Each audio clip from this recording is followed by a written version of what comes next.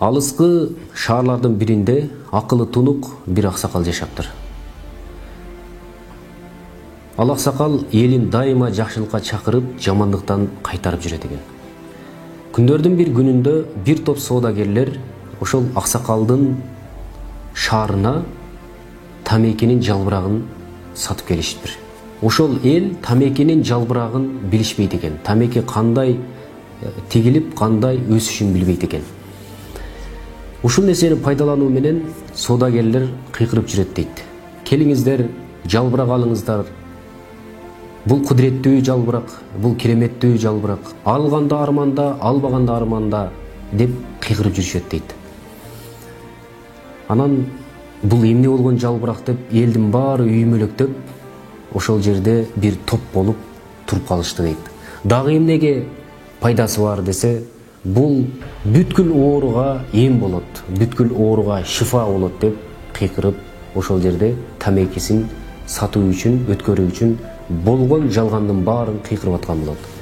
Анан аксакал дагы келип караса, элдин баары кызыгып калган. Эми элди бир сөз менен токтотуш кыйын болуп калган. Ошол жерде көрөгөчтүгү менен эл журт мага көңүл бургула. Ооба, бул тамекини алып чексеңер, силердин үйүңөргө ууру кирбейт. Бул тамекини чексеңер, силерди эч качан ит каппайт.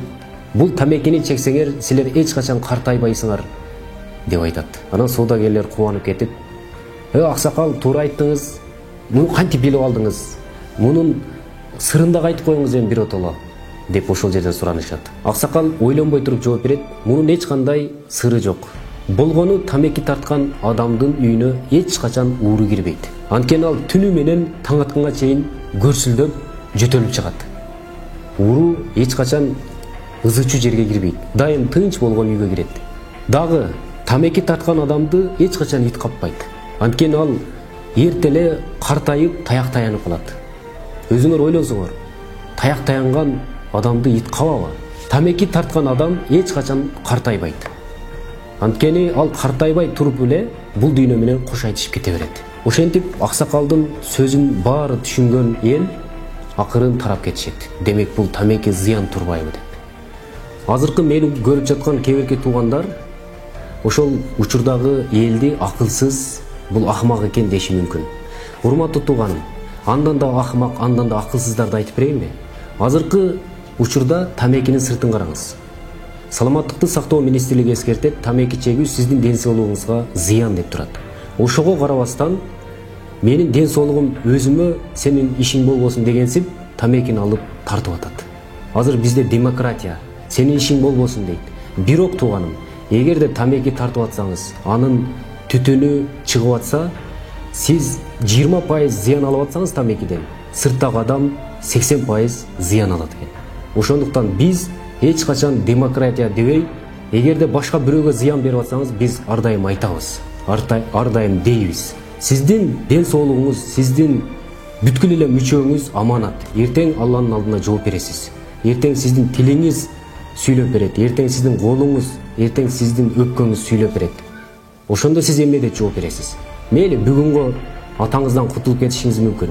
Мейли сиз бүгүн балаңыздан кутулуп кетишиңиз мүмкүн. Бирок эртең Алланын алдында кантип кутуласыз? Кантип сиз бирөөнү алдап кете аласыз? Ошондуктан азыр ойлонуңуз.